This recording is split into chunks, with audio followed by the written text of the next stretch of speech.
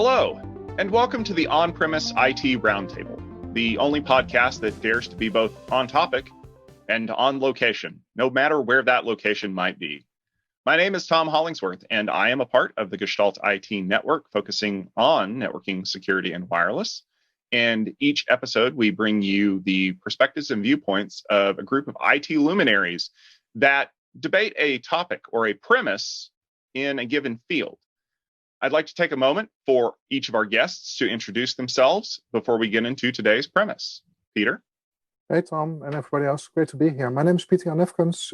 You can find me on Twitter with @PJNef, and my blog is on nefkens.net. Thank you. Jarrett? And I'm Jarrett Colm. You can find me on Twitter at JK47, the weapon, or my blog, jk-47.com. All right. And Michael? Michael Davis. On Twitter at Michael_E Davis and blogging at vbrainstorm.com. All right. Thank you all for joining us. Let's jump into today's premise. Now, if you work in security, you probably have heard of a botnet. In fact, you could probably name off 5 of them on your hands right now. They are pervasive and very difficult to get rid of. And there are a lot of tricks and tips that companies are using to try to get around them, up to and including copyright infringement lawsuits to shut them down. However, as the operators of these botnets have started to branch out into more interesting forms of criminal activity, they've run afoul of the government. And there have been recent issues where both the US government and other governments around the world have decided to jump in and start trying to shut these folks down with varying degrees of success. However, having Microsoft try to shut down your botnet is one thing. Having the feds do it is an entirely different matter altogether. So the premise for this episode today is that governments attempting to shut down botnets is a bad thing. So I'm going to start with Jarrett. You've had some security experience in the past and are an outspoken person when it comes to a lot of these things. How do you feel about the U.S. Cyber Command arm of the federal government stepping in and saying, you know what, we're just going to shut your botnet down because you tried to hack our election or you decided to crash the Social Security Administration? Well, I think it really comes down to what the target of this situation was.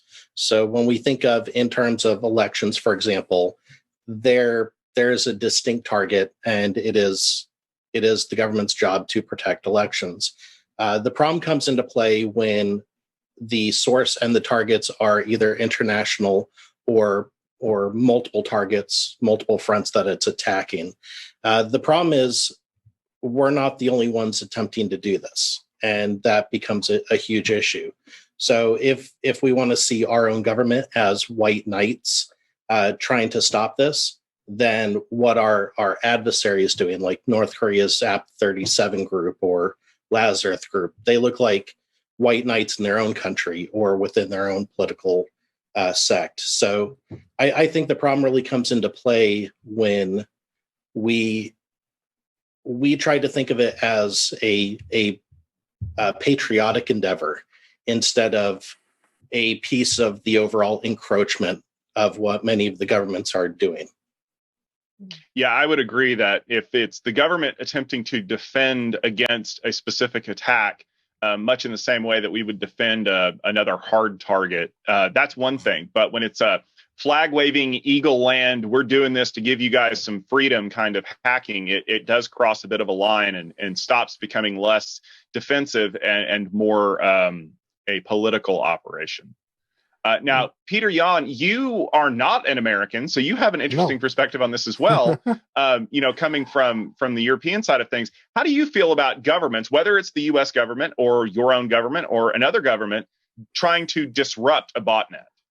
I actually think it, depending on the reasons, is a good thing because most botnets are managed by organized crime. And we all accept agencies trying to pull down organized crime like drugs or whatever. So why not also have that digitally?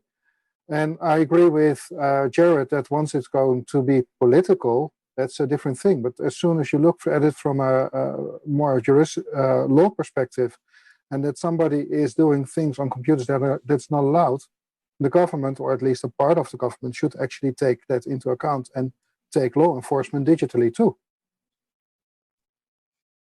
Yeah, that's an interesting perspective on it, because it's the government's job to protect us from things, isn't it?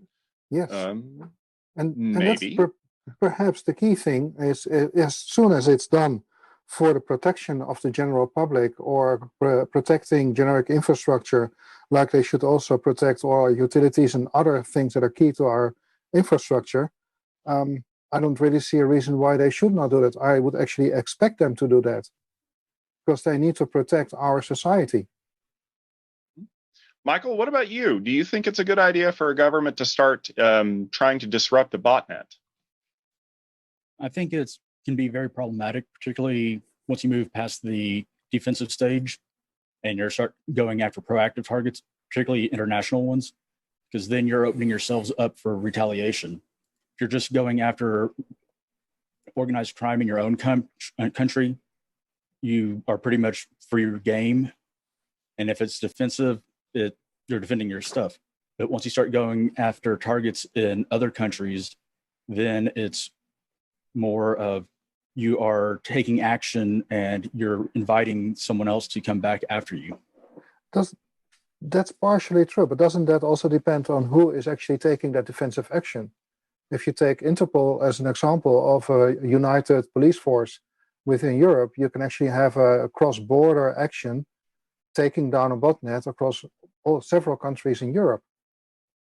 Yeah, if you're doing it in coordination with another country and they know about it, it's one thing. But if it were just like a unilateral, we're going to go in and we're going to start enforcing U.S. law in Turkey or Azerbaijan or wherever, to me, it's a totally different thing. That is totally different. That can actually be seen, or that could be seen as an act of war.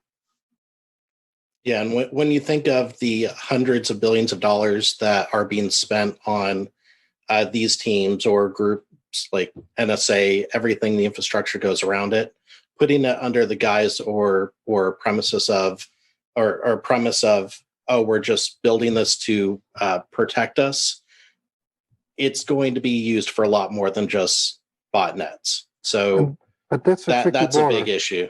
Yeah, that's a very thin line that's easy to cross. We all know about Edward Snowden and what he has brought out. And yes, I'm from Europe, so privacy is, well, we all know GDPR, and I'm very keen on my privacy. Not that I'm not willing to share or that I don't mind sharing my data, but I want to have the freedom to share that data. And that's a different discussion, of course, with privacy. But as soon as these organizations are taking the wrong decisions and taking privacy, they're not handling that as a right, and they just step over it. That's a wrong step. That's the wrong line. You need to have clear rules of engagement also. Otherwise, it becomes, okay, well, we don't like what this group is doing. We're going to go after them, whether or not they've really done anything illegal other in the country of origin. You just don't like them. Yes, and with the clear lines of engagement, every time the administration changes in a country, who the target is going to change. But perhaps that's where the political line is going to be difficult, because then it's more political oriented, and we all know that there are also groups closely affiliated with states, or called state actors. And as soon as you're targeting them, I mean, some attacks from botnets, they are attributed to a specific group, but they're never attributed to a country, and that's for a reason. Because you need to be very careful with that. Was it really that group? So taking down a botnet is only step one. Prosecution and getting them behind bars is step two. And that should be part of it too. And I want to jump in here and I want to talk about that, because that's actually an issue that's come up, and I'm kind of curious about that. So various countries all over the world have laws that regulate how law enforcement and arms of law enforcement are allowed to operate in those. Now, I'll speak from the perspective of the United States because this is where I've grown up. but we have very bright lines about what can and can't be done by certain groups. So, for example, the CIA is not allowed to operate domestically. They're only allowed to operate internationally. Likewise, the FBI is the national law enforcement agency for the US federal government, but only for federal crimes. Also, we have very clear rules about how the US military is allowed to operate domestically, to not violate the Posse Comitatus Act. Now, making Cyber Command an arm of the Air Force in the NSA makes it problematic. Also, what if a foreign agency is demanding that a US agency operate in the US borders to crush a botnet that is operating internationally? Whose job is it? What about companies that are operating internationally and they are being pressured by a foreign government to act on the behalf of that government domestically on equipment located in the US? How do we untangle all of these difficult things without, as Peter Jan mentioned, some kind of overarching agency that collects multiple governments and law enforcement agencies to act, maybe not unilaterally, but with the blessing of multiple jurisdictions to avoid stepping on toes?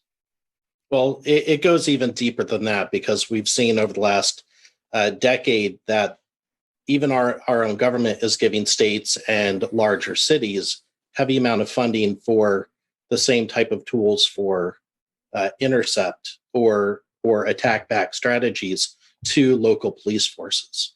So it's not even just the major organizations like CIA, FBI, or DHS as a whole. It's now we have to deal with state actors like police, thinking that they're going to be the overall internet law enforcement for things that might originate in their own area. So it's definitely an issue of who owns the responsibility for these. But I think with everyone reporting up to the DHS umbrella, that a lot of those delineations that we had in the past of what the different organizations and groups could do, the different branches, armed services or government policing entities, that it's really a muddled mess when we think about who can do what. And that's also depending on on how the country is organized. I mean, the US is politically and jurisdiction based quite different from European countries, where you really have a distinction between states being lawmakers and law enforcement. And you always have the judges as a triangle without too many politics in general to validate that they're doing the correct thing. I've seen that with a complete different story, but part of it is just to explain that police wanted to search for an international criminal, and they followed him into a plane. Actually, they followed the attorney, and there was quite a bit of upheaval about it. But they were not doing that apprehension in that foreign country. That's what the local enforcement was doing. So what we should need is, I think, accept that we need international agreements, and whatever organization is going to be used for that is step 2, to have more clear rules of engagement, terms of reference on how to actually take these botnets down and take the criminals into the proper punishment, basically. It's organized crime. It's like the mob. It's like drugs. It's criminal activity, and we should do something about it. Well, I think we also have to take into consideration that, at least in the US, we have a big example of an over encroaching breach of privacy on citizenry as a whole to try to track down a few perpetrators of crimes. So my biggest concern is when we look at things that either our government or our local police have done. For example, Baltimore, someone stole $60 of chicken wings. So they released the Stingray, which is a cell phone intercept for 60,000 people. Like intercepting privacy for 60,000 people to find someone that stole chicken wings. That's a big problem when we think of what's going to happen if, for example, someone releases or starts doing a botnet in the US. Is our government going to try to intercept all internet traffic for everyone hundreds of thousands, millions of people in an area just to try to figure out where are the acting nodes.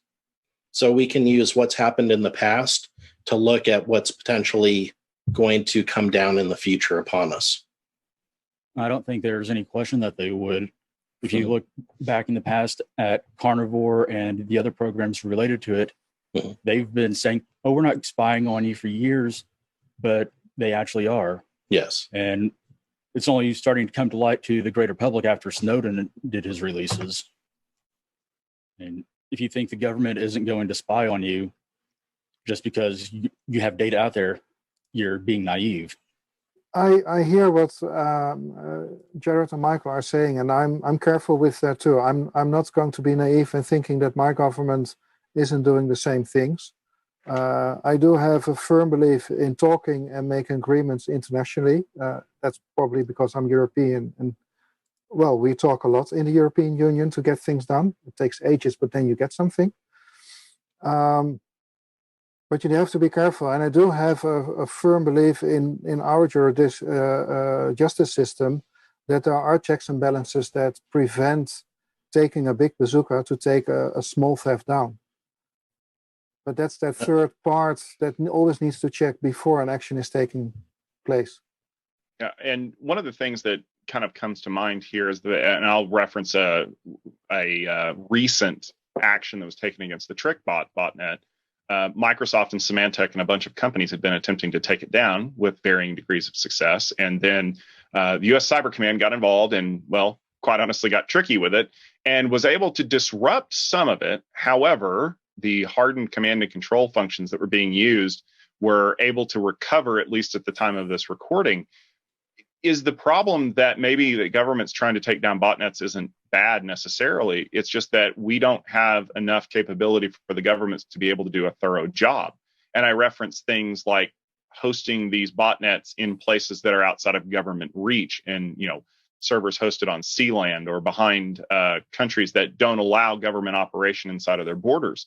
It is the issue that if the governments are the ones going after the botnets, that the people who are creating them are just going to get more creative about trying to find ways to hide them places that the government can't touch.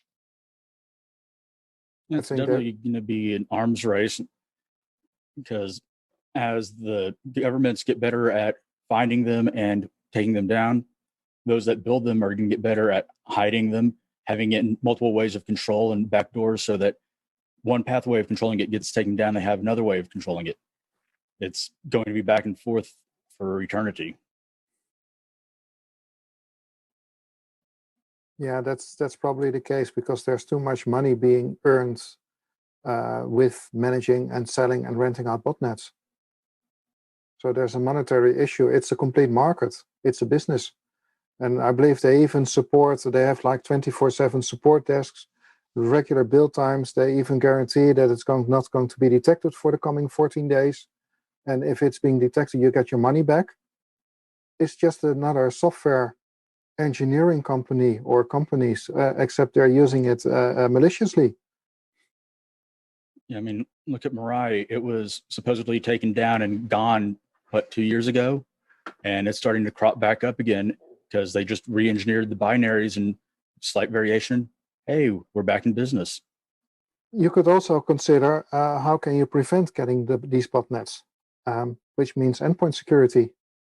While we do have certain capabilities, and I think we are good at intercept and attacking, there are other things that we of course have bungled. So when we have an issue of some kid in his early 20s able to decipher a malware, block it by buying a domain name, and then of course our government arrests him for his past, I think we're definitely taking the wrong approach to looking at the future of protecting our citizens against things like botnets, ransomware, and malware. All right. So it sounds like there's a little bit of contention on both sides, that maybe governments aren't the best person to be doing this. Maybe a collection of governments are the best people to be doing this, but there's always the possibility that the government's going to get it wrong. So the question that I'm going to pose to our guests today is, who is the best person to be taking down a botnet? Well, I definitely think our governments as a whole, akin to like Interpol, do need to be a very large actor of it. But I don't believe they're the only ones that need to be a part of it. Things like Microsoft, Red Hat, community as a whole, but there also needs to be the oversight with it by non-government bodies, especially not the same governments that are actually doing the attack back, that need to have very large oversight of the program. I would agree. If you don't have any sort of oversight, it just becomes vigilante justice on the part of companies and independent organizations. And in government oversight, it needs to be as largely a non-political body as you can get. You're always going to have some politics, but you want to be more like Interpol and less like the UN, where you have countries being put on committees that are very ironic because of their history and what the committee is. So you have to strike that balance there. I think it's actually twofold. If you look at botnets from state actors, that should be a defense strategy with oversight, obviously, and taking that internationally too. And once you look at criminal botnets, and I know that it's very difficult to make that distinction in advance, you should have these international organizations like Interpol and an international oversight organization, which is going to take not only the botnet down, but also take them to justice, like the International Justice Department or International Court or something like that, because it's always international. And you need to take this internationally. Yeah, I would agree there. So the premise of the episode is that government's taking these down is bad. I think that the premise is a little faulty simply because a government attempting to take down a single botnet on its own in a unilateral action is probably not a good thing. A collection of governments and private entities working in concert to eliminate a known criminal or bad actor botnet is a good thing, provided it is done for the right reasons to protect the citizens of the world and has enough accountability that we can point back and say that we did this for the good reasons that they should. And there's going to always have to be discussions, and there's going to have to be meetings, and there's going to have to be uncomfortable conversations about this when we turn our lens to botnets that are in gray areas or being operated by state actors who work outside of the global community. But in a world without borders, botnets don't respect government lines drawn on a map. Governments need to start thinking about erasing those lines if they want to be able to fight back against those same people. Thank you very much for joining us for this episode of the On-Premise IT Roundtable. We appreciate you listening. If you want to check out the latest episode of this podcast, please head to our website at gestaltit.com/podcast. You can also download us on your favorite podcast application of choice. If you want to find us in iTunes, we're also there as well if you're not already subscribed. If you are subscribed, though, please head over and leave us a rating and a review. That is something that a lot of people will look at whenever they are deciding whether or not to listen to this podcast. And the more listeners we have, the better everything is for everyone else. And if you have a premise that you'd like to see debated on this podcast, please drop us a line over at Gestalt IT. You can tweet us at Gestalt IT, and we will be happy to take your premise under consideration. And maybe one of the IT luminaries in a future episode will be telling us whether or not it holds water. So for myself, Tom Hollingsworth, for the rest of the luminaries that joined us on the episode today, and for the rest of the Gestalt IT family, thank you very much for tuning in, and we look forward to seeing you at the next episode.